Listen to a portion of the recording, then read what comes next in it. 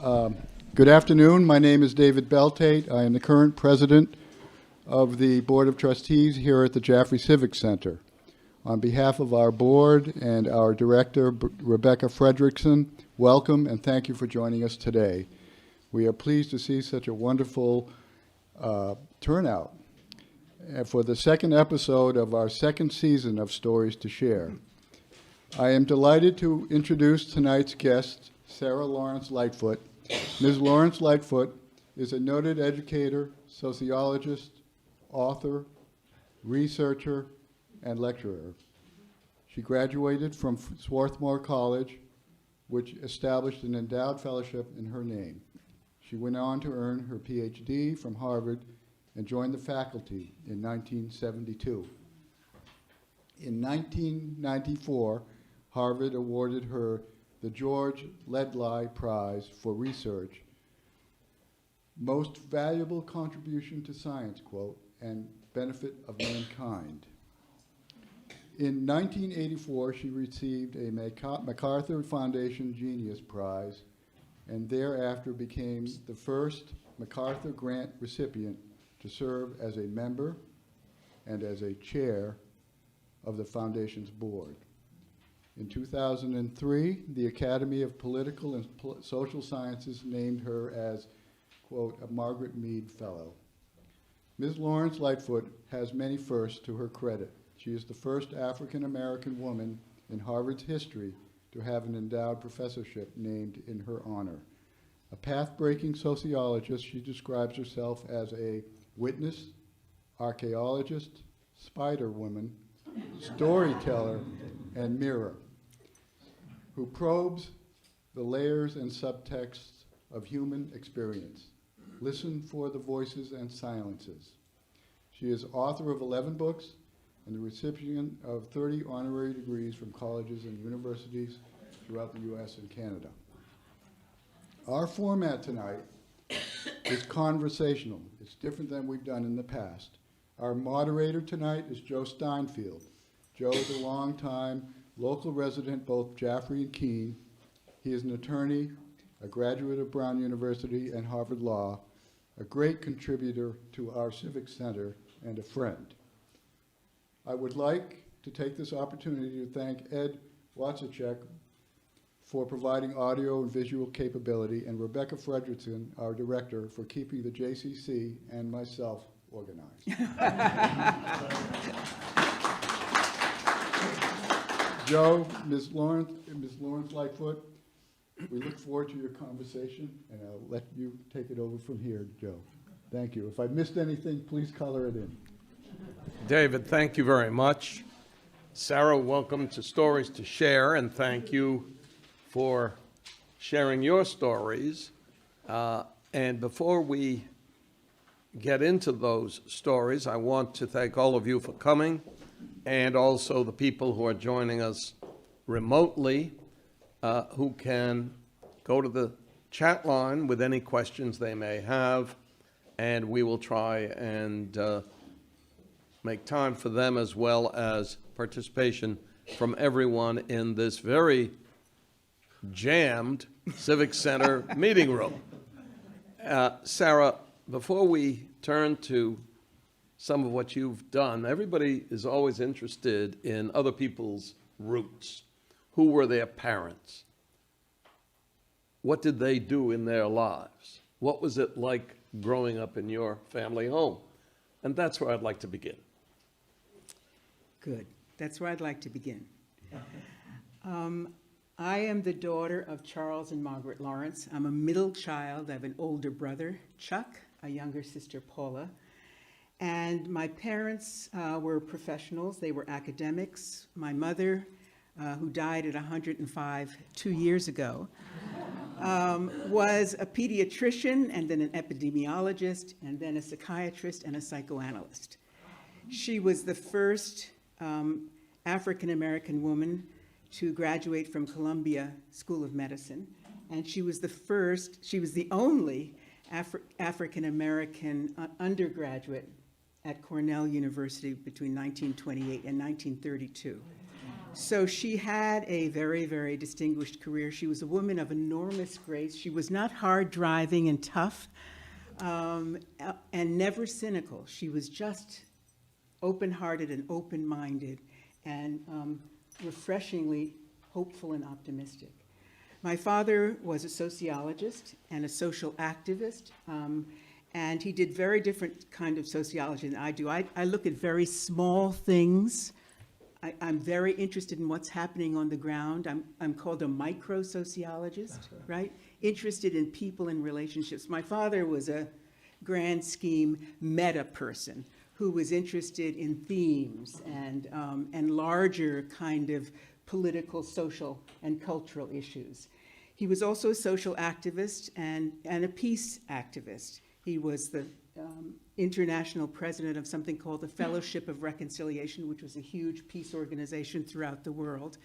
And he was also worked very closely with Thurgood Marshall doing voter registration in the South, and Martin Luther King and the Reverend Shuttlesworth and Reverend Abernathy, the sort of major figures who were the strategists for the civil rights movement.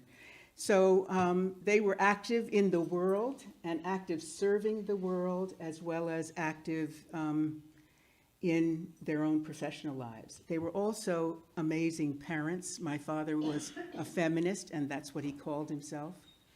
He did everything that my mother did at home, and they cooked together. Always dinner was the two of them cooking together. And we always sat around the table for dinner, and we sang Grace, 5 musical parts. I was the first soprano, my mother the second soprano, my sister contralto, my father tenor, and my brother bass. And music was very much at the center of our lives. We sang all the time. We played instruments often. And so that was, and the dinner table was where we talked about what was happening with ourselves, where we talked about what was happening in the world. And the people who were our friends and neighbors always said, the Lawrences are always at the dinner table. Every time they came in, we seemed to be there. Tell me, just to go back a step, how did your parents meet and where? They both grew up in Mississippi. And my mother in Vicksburg, Mississippi, the daughter of an Episcopal priest and school teacher at St. Mary's Church in Vicksburg, Mississippi. My father grew up in Utica, Mississippi, the daughter of 2 teachers at a black residential school, which was the only school for blacks within 200 miles at the time in Mississippi. And so they both grew up sort of middle class in highly educated families. And at some point, my father's family moved from Utica to Vicksburg, where his father became director of the colored YWCA. That's what it was called. And one summer, my mother came home from Cornell, and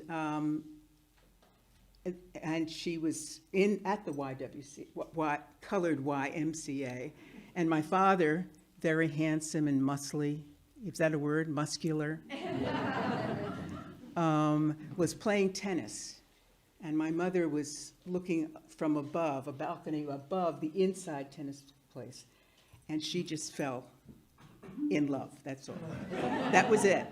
And the rest is really history. I mean, they really, it was just sort of amazing how that relationship grew. And they got married, I guess about 4 years later than that, after they had finished college. And it was the sort of big wedding of middle-class black folks in Vicksburg, Mississippi. And everyone lined the streets. There weren't enough people, there was not enough space inside the church. And so people lined the street and just waited for this young, beautiful, educated, kind of hopeful couple to come up the street. And they were both lovely together. And my grandfather, the Episcopal priest, gave my mother away. And and also performed the ceremony. And outside there was a man who we would used to call, I mean, he had mental disability, but in a town of that size, he was, you know, the town idiot, right? Who knew a lot more than anyone imagined, you know. And he stood outside and kept on saying outside the church to the throngs, brains and money, brains and money. That's what it is. And both my parents laughed at that. They said, well, I'm the one with the brains because I sure don't have any money. And my father actually had $7 in his pocket as they went off on their non-honeymoon, where they went off to a college where he was working for the summertime. Well, I understand that Southerners never ask, what do you do? They always say, where are you from? Or where's your daddy from? And you're from good Southern stock. Southern stock. And I was born in Nashville, Tennessee. And apparently when I left there at 3, I had a Southern accent, which I've now lost. But there is something about Southern roots and my parents being Southern. I met someone the other day, someone who was waiting on me, and she was a black woman. And I said, just by her style, you must be from the South. You know, and she said, I am, right? Well, you made it from Tennessee to Swarthmore to Harvard, as David mentioned earlier, and we could spend the entire hour on just one of these subjects, and I don't want to do that, but I'm interested in what it was like for you, almost more at Harvard than at Swarthmore, because you then went on to be a faculty member, and I don't know what the numbers were in terms of African-American women, but I suspect there weren't many. And somehow you negotiated your way through all of that, which must have had both pluses and minuses. So my thought is perhaps you could tell us a little bit about that, the educational point in your life, perhaps mentors, if anyone stands out, and what drew you to sociology. Well, I certainly didn't want to do what my parents did. You know, I mean, I grew up thinking, how interesting is that? You know, having a father who was a sociologist and a mother who was a psychiatrist, sociologists who look at things in the outer world, right? Social relationships, social organizations, psychiatrists who look from the inside out. But I wanted to do something more dramatic, and, you know, I wanted to either do theater or music, or even at some point I thought about dance. So I thought very much about the arts, just as a contrast with my parents, and also because there was so much art in our house as well. You know, there was so much music, and there was so much poetry and storytelling. So I at first thought, that's the direction I would want to go into the arts, which, by the way, both of my kids have gone into, since I didn't get to do it. But your brother's a lawyer, right? My brother's a lawyer. My brother's a lawyer, constitutional lawyer who taught most of his career at Stanford, and my sister's an Episcopal priest, like her grandfather. Let me just focus for a second on a subject that I would find interesting, which is you must have been in the spotlight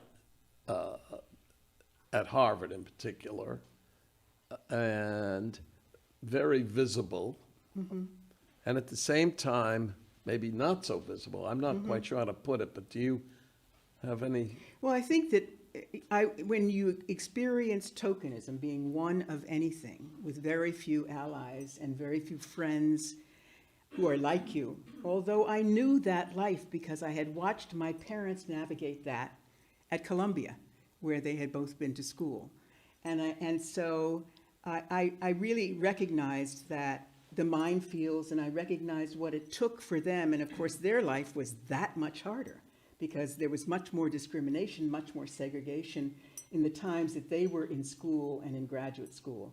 So I came to Harvard with no illusions about how easy or how hard it would be, but with in some ways, a very real idea about the fact that there would be absolutely opportunity in it and a chance to really be in a wonderful university and a chance to have a perch at a university that is unlike any other perch, it seems to me, that you could have.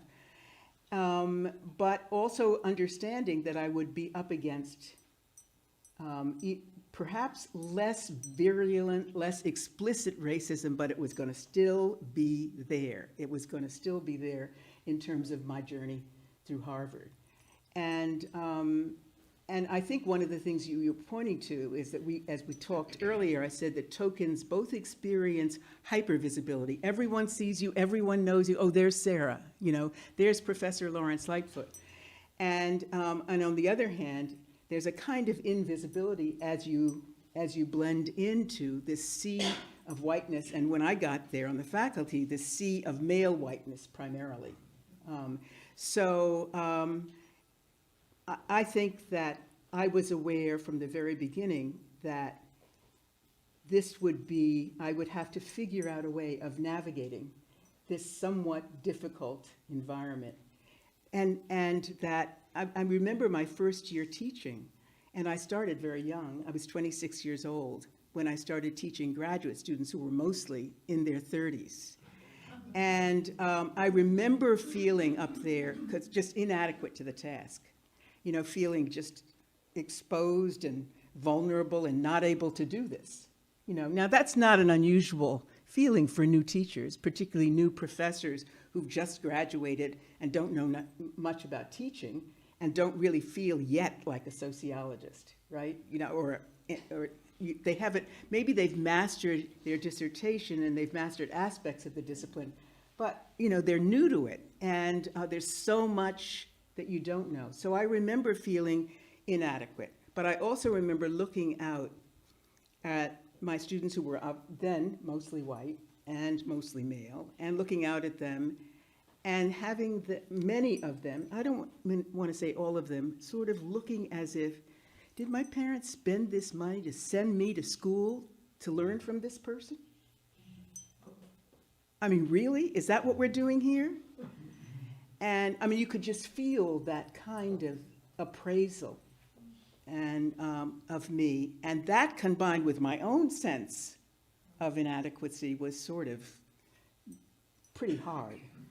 And I remember one guy who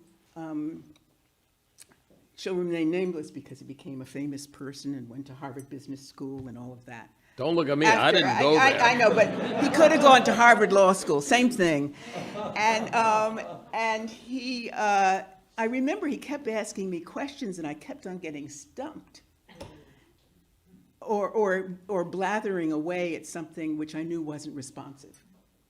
And finally, I guess about the third or fourth week, I caught on to him, and he asked this question, which wasn't a question.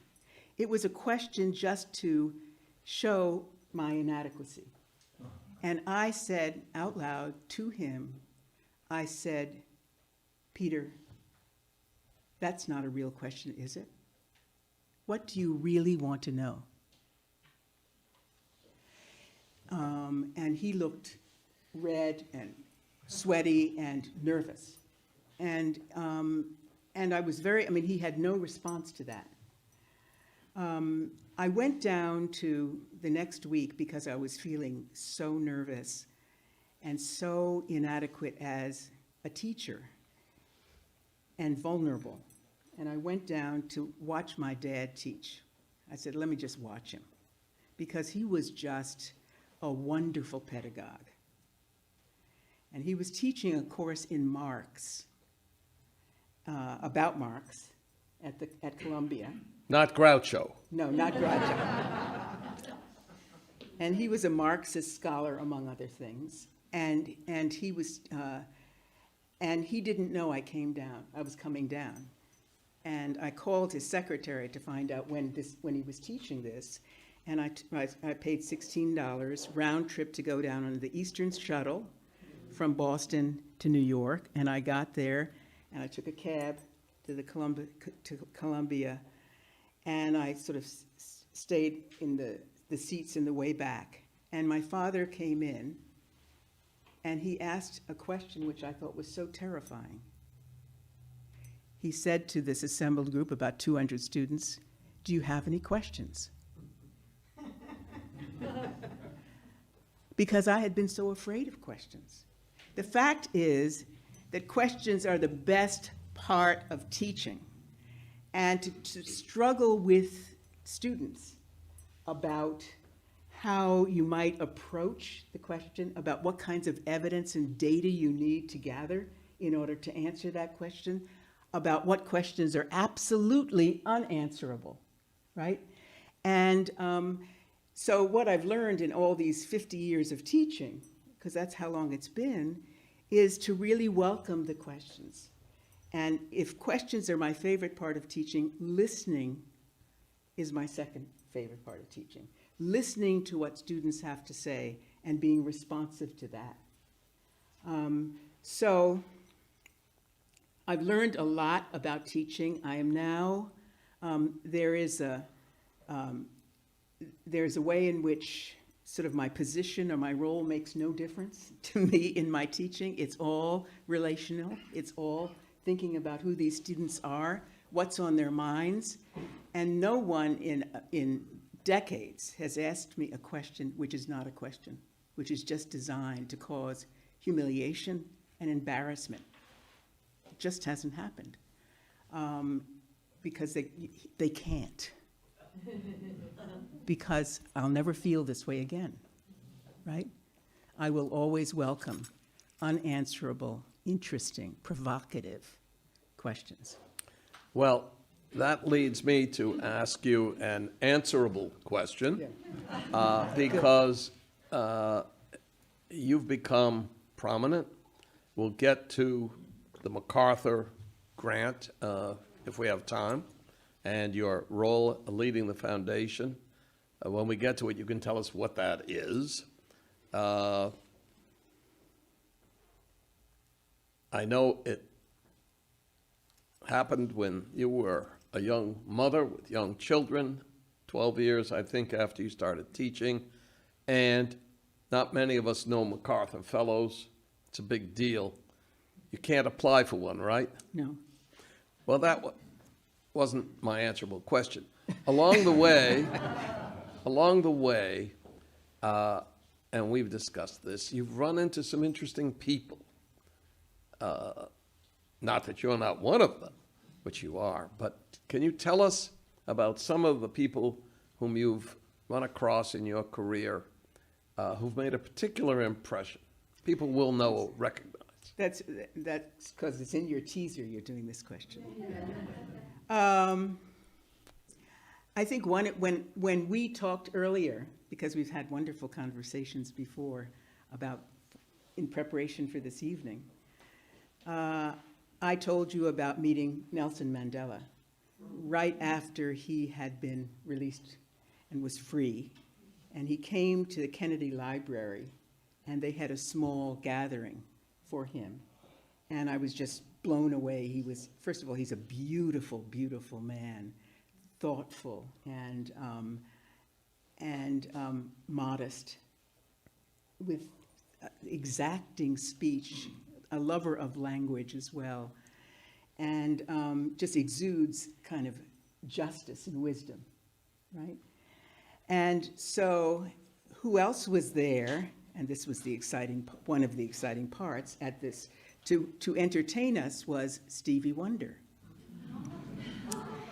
And so he played a piece and then stood in the receiving line as we guests came and met both of them. And he came before, for me, I saw Stevie Wonder and then Nelson Mandela. And so Stevie Wonder, who all of you know, has been blind since birth, felt my face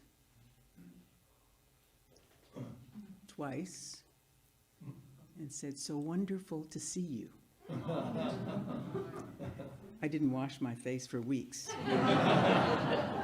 But then he said, "Mr. Mandela, she's beautiful." And Mr. Mandela said, "She surely is. You got a good eye." So those are two people that I've met at the same time.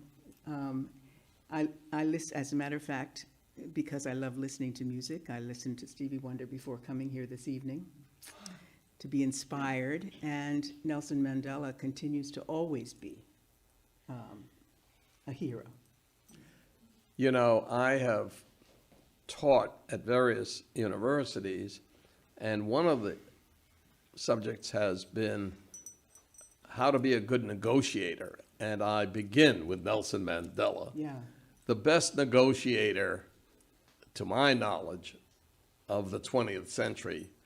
And I'll never forget that when Mandela had the opportunity to be released from prison, if only his party, the ANC, would renounce violence, he said no.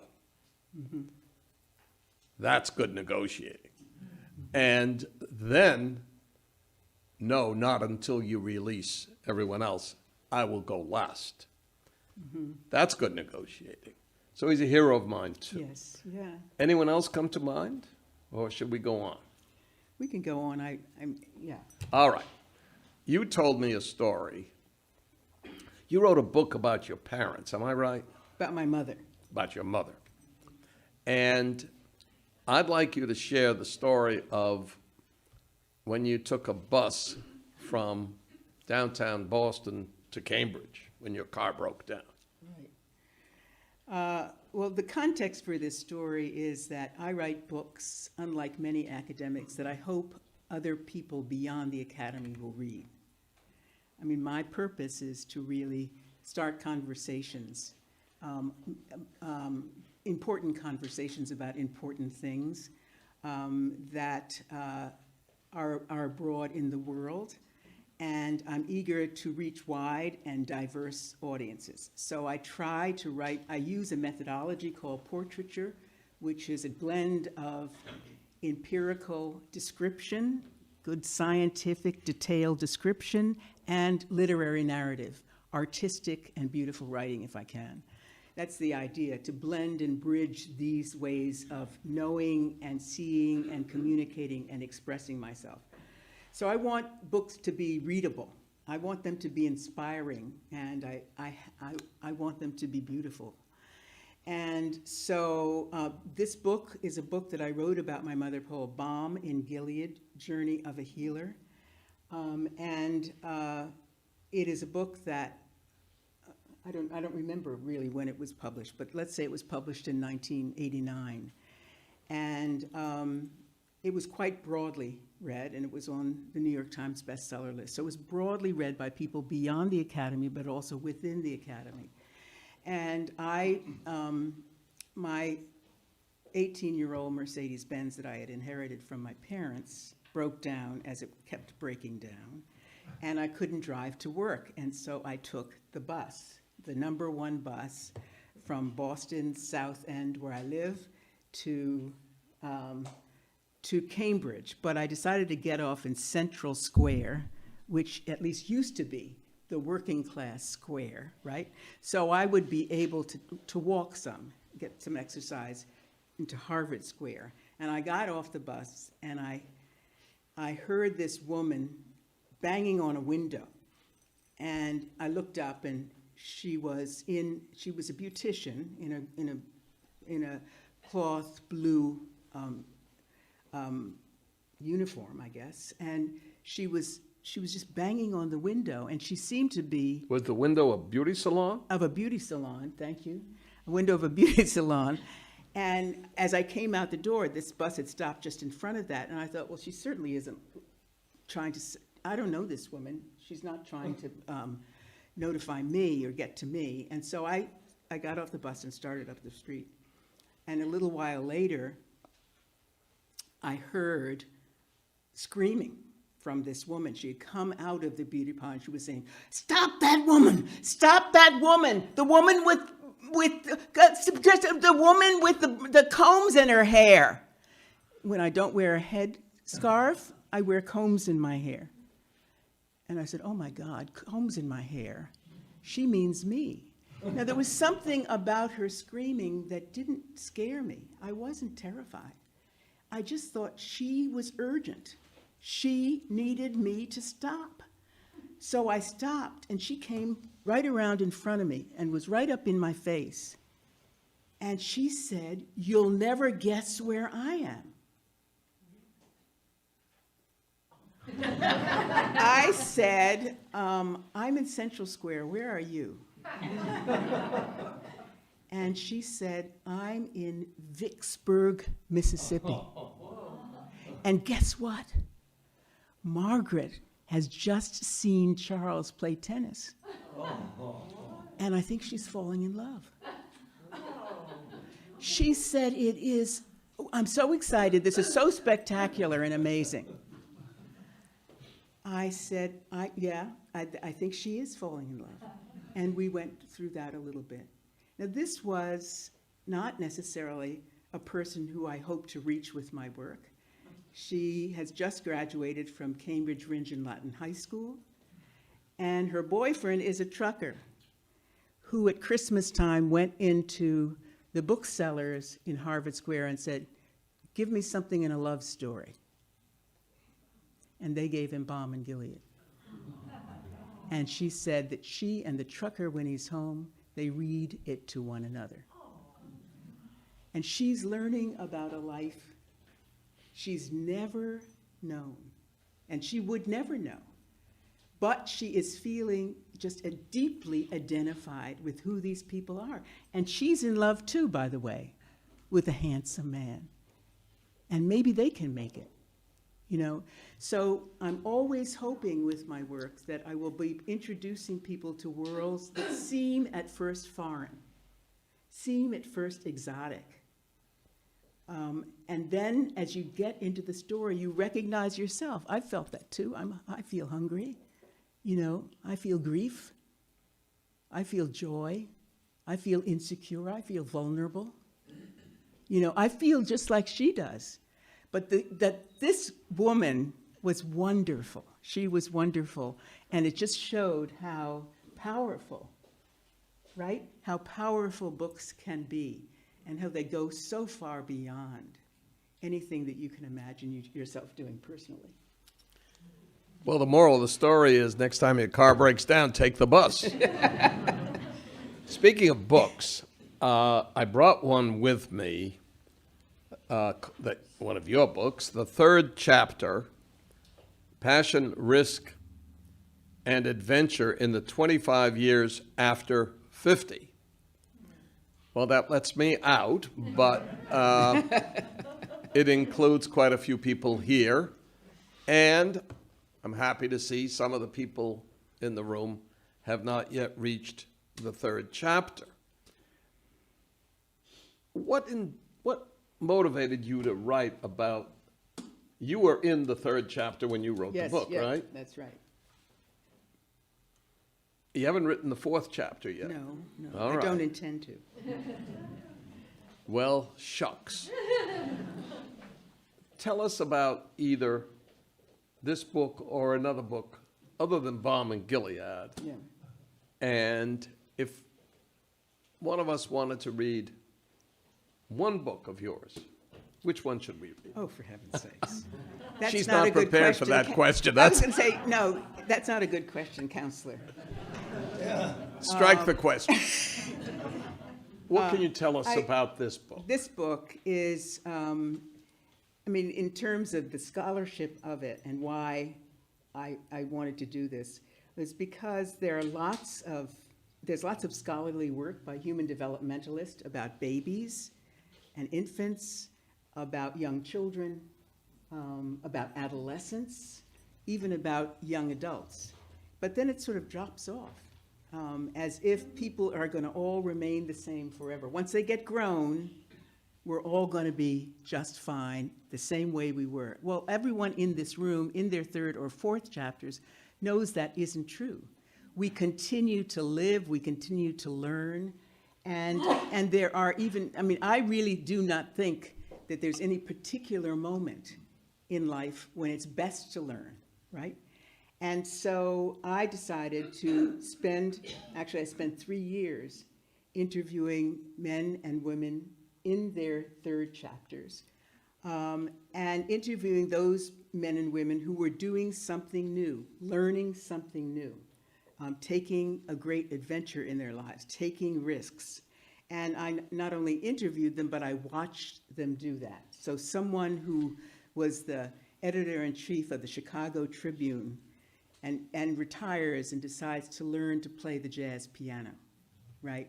And so I go to his lessons, I go and listen to him play, I listen to him talk about the experience of learning something new, and the vulnerability that he experiences in learning something new, and the urgency at the same time as the patience he has for learning something new. I mean, or someone who is for the first time doing her half marathon. She's never done anything athletic in her whole life and has decided at 63 to do a half marathon. And so these are all people making major transformations in their lives. And part of what this shows is that we continue to change and we continue to stay the same. You know, in other words, there's both this incredible reservoir of deep experience, and we know the things that we know well. But then there are things to be learned still forever and ever. And one of the, I think, so I was interested in this, and it is one of the few books, really, it was one of the first books that explored this developmental moment, these developmental moments. Well, speaking of moments and important moments, the MacArthur Foundation recognized you with what's called the Genius Grant. I'm not sure what the official name is, but that's the popular term for it. And as I said before, probably you're the only MacArthur Grant recipient that we know, most of us. And I'm not sure all of us know exactly what it is, how you get it, what it means. And in your case, what you then did, both in this country and elsewhere, when you became the chairman of that foundation at a later time. So can you give us a kind of overview of that? Well, the MacArthur Foundation is one of 4 or 5 leading international foundations in the world. And it works in 62 countries in the world. It has 8 offices, you know, in around the world. And it has both a domestic programs, and international programs. And one of the programs that it's best known for, that everyone seems to know about, is this, quote, Genius Award. And it started, I think, in 1982, right? And it continues today. And there is a board, a selection committee, and they receive nominations from secret nominators. Everything is very hush-hush, very mysterious about this. And so you may be nominated by a number of people you have no idea you've been nominated. You have no idea that they've been looking at you for a number of years. It's really about creativity and breaking the boundaries. It's sort of path-breaking work in a number of fields. I mean, activists and artists and academics and, you know, the range of people. Just one day you get a call. And that one day was in 1983, because I was in the second group that got this award. I was in California doing a fellowship at the Center for Advanced Study in Behavioral Sciences. I wasn't doing much because I just had a 3-month-old baby and a 2.5-year-old child. And I imagined that what I would be doing that year out in California is sort of raising children and playing tennis. That's what I really wanted to do. I just finished a big book. And I thought, this will be wonderful to do in the sunshine of California. I came into the center, and there was a phone call from someone named Dr. Hope. Hope. You were in California. Yeah, I was at the center there. Bob Hope. No. Like not Groucho Marx. It's not neither of those people. I don't know either of those people. You can see we occupy different universes. So Dr. Hope called. Dr. Hope called, left a message. And this is way before cell phones, right? This is before, as a matter of fact, the people who were, scholars who were working at this center, they didn't allow us to have phones in our office because they thought that would be a distraction. So there were phones, there were phones sort of between the offices that you had to go outside. So I picked up the message and I called Dr. Hope back, and he was at the MacArthur Foundation. And he told me the stunning, shocking, most amazing news I had ever heard, which is you've just won a MacArthur. And this is, you don't apply for this. It's a 5-year gift, manna from heaven. You can use it on a Ferrari if you want to, or a Steinway piano. I used it on research, right? But I started, I really was without words, sort of stuttering and sweating, perspiring, and my knees were buckling as I responded in excitement to this. And then I tried to say thank you. I think I said thank you, and he said there'll be a telegram or in coming to you. I just wanted to let you know. And as soon as he hung up, I got very still and very quiet. And out of my mouth came these words, "Good Sara, you can write a book about your mother." Now, I don't usually call myself Sara, and this is not usually where my research ideas come from. But this must have been an imperative deep inside of me. I had always been known as my father's daughter. I look like my father. I'm a sociologist. I teach like my dad. But I had obviously developed a huge appreciation and amazement for my mother once I became a mother myself, and how she managed to balance this incredibly complex life and how she was devoted to everything that she did. And so I then kept that a secret that I wanted to do that for about a year before I rounded my family and said, is it okay if I do this? Well, before you get to that, who's the first person you I called told? my parents. Ah. You are able to, you can't tell anyone about this until it's published, right? But they said you could tell your parents or your spouses. So I called my parents, and my dad answered, "How you doing, girl?" I said, "I'm doing very well. Guess what?" And I told him about this incredible gift. And he did not hoot and holler and say hallelujah. He got very sober, and he said, "Oh my God, girl, what a responsibility." This was my father. Anyone gives you that kind of gift, boy, are you going to have to give for the rest of your life. And so I'm sure my mother would have said something similar, but it was just so, I was a little sad that he didn't hoot and holler and say hallelujah, but I knew my father, and that was a central kind of value of our family. Well, we're at the point where I'd like to ask for questions. We know from our guest, who, by the way, lives here in Jaffrey part of the time. I don't know whether everyone is aware of that, and has been our neighbor, Virginia's and mine, for many years here in Jaffrey. And I'm happy to see some other neighbors here tonight. I'm even looking around at them. And Well represented. well, I'll be having a word with the ones that are not here. Now, please, questions? Anybody? Yes, would you stand and speak loudly? Yes. talking about your family dinners, and that you left Nashville at 3, and suddenly you're in Harvard. There's a spot in between which I'm familiar with, Pomona, Spring Yeah. Valley. Absolutely. And I'd like you to tell about Spring Valley.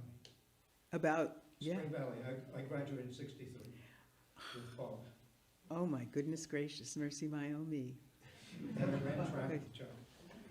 Okay, so I hope I tell it right then. Tell us your name. It's Rostig. Rusty? Rostig. Rusty. R-O-S-T-I. Okay, okay, Rostislav. okay, okay. And whose class were you in? 63, I was. In Paula's class? Paula's class. yeah. Okay, She- so Paula's and- my younger sister, And she was and- president of our class. yes. And you were president of your class. And Chuck was president of his, yeah, that's right. As a matter of fact, and Chuck ran track, and he was captain of the track team, he was captain of the football team, and he was captain of the basketball team. And when we played instruments, and we did a little bit of touring, but mostly it was local, and my father decided after we all became presidents of our class to call us the presidential suite. So that's what we did. So 3 years old, I left Nashville, and so my mother had my brother Charles is 17 months older, and my sister Paula is 17 months younger. And so we were all very, very close, and we continue to be very close friends. My brother and my sister are my best friends, for sure. And we moved to New York, to Queens, actually, as my mother finished her training in psychiatry and psychoanalysis, as my father finished his PhD in sociology, and as they worked to support our family, and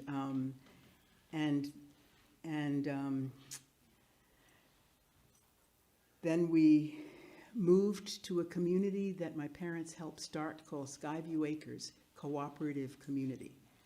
And it was full of a bunch of people who were largely progressive people, activist folks. There were 5 families who started this community, and my father knew them through his peace work. My father had been a conscientious objector during World War II, and most of these people were his comrades in that struggle.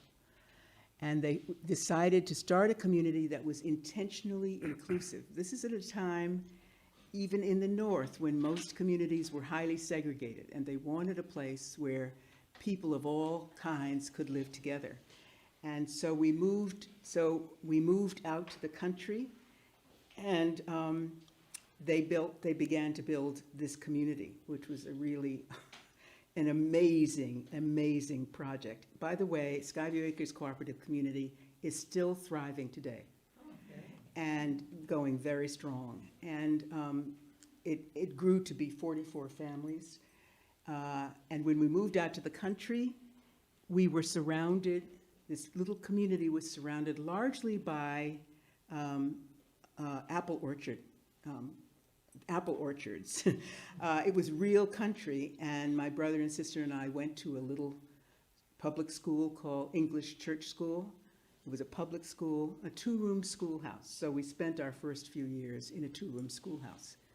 And then we went to Spring Valley, to South Main Street School for junior high school, and to the Spring Valley High School, where we were all together.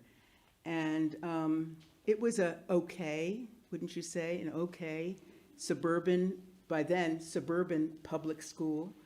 Do you want me to say, that catches us up, doesn't it? Yeah, that's fine. Okay. Okay. Thank you for asking the question. Yeah, I was interested, actually. in Other Skyview Acres. questions? Yes. Anyone at all? I have a question, but I'd rather hear from somebody in the audience. This is someone over here, has it? Yes, I'm just curious. could you stand up, please, and speak loudly? Hi, Peggy Ueno. I was just curious how you ended up in Jaffrey. Oh, Well, my partner of many years lived in New York, and I lived in Boston. And this was a great long-distance love affair. I recommend it to anyone. But we did want a wee place, a place where we could come together on weekends, on vacations, and so forth. And so we began looking around at all kinds of places and really knew nothing about the Monadnock region. You know, most of our experience in New Hampshire was up around Squam or, further north.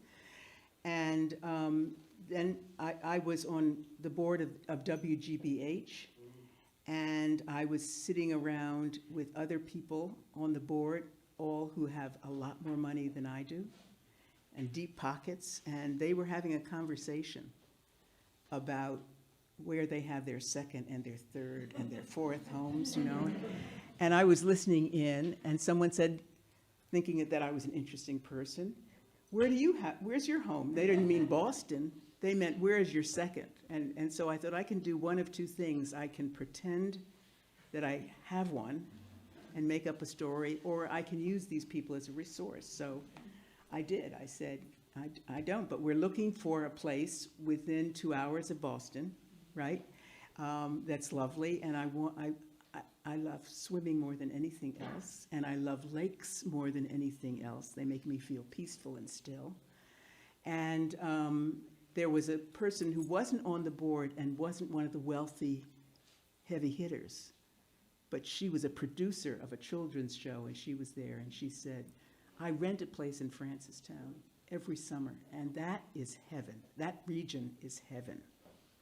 And she promised I thought it was a throwaway line, but she promised to send me information about realtors and towns. And this is before emails and all that. So that meant snail mail. And by goodness, she did.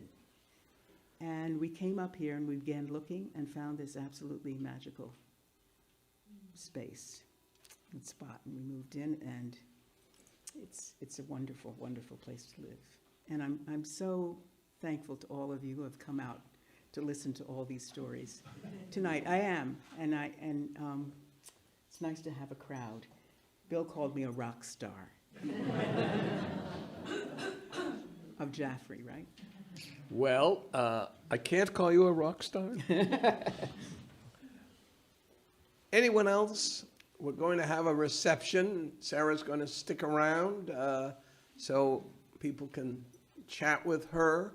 I want to turn to one serious question and just ask you for your thinking in a minute or two, because it's all over the news. And you've lived through 50 years at Harvard. Harvard's lawyers were in the Supreme Court. This is the lawyer in me, I guess, speaking. Over the whole subject of affirmative action. And it's not hard to read the tea leaves, in my view, what this court will do over Harvard's affirmative action program and that of the University of North Carolina. The justices have been pretty clear that they believe affirmative action's day is over. However, from an educator's point of view, and as a sociologist, what's your thinking? I think the future on this is terrible, just like it was on Roe v. Wade, as far as I'm concerned. Terrible, terrible decision that's coming up. I come from, we've been talking about family and generations. When my mother graduated from Cornell in 1932, she was a pre-med student. She couldn't, her whole college career, she couldn't live in the dorms because she was black. She lived as a maid in various faculty homes, often having to go home and put on a uniform in order to serve lunch. And she was the only black undergraduate. However, she managed, because she's a science nerd, she managed to ace ace her way through all the pre-med courses, and I know that because I still have her grades. And so she applied to Cornell Medical School, which at that time was, if you went to college, a college like Cornell, a university, and then undergraduate, then it was pretty sure that you'd get into the medical school if you had all A's, all grades. And so she applied, and she was called in later by the dean, and the dean told her that she had had an extraordinary record there. It's amazing. He congratulated her for that. He said, but we've really deliberated very hard, and we've really thought very hard about all this, and we've decided not to admit you. He said, 25 years ago, we admitted a black man, and it didn't work out. But this is the kicker. He got tuberculosis. You got to work what? Tuberculosis. Oh,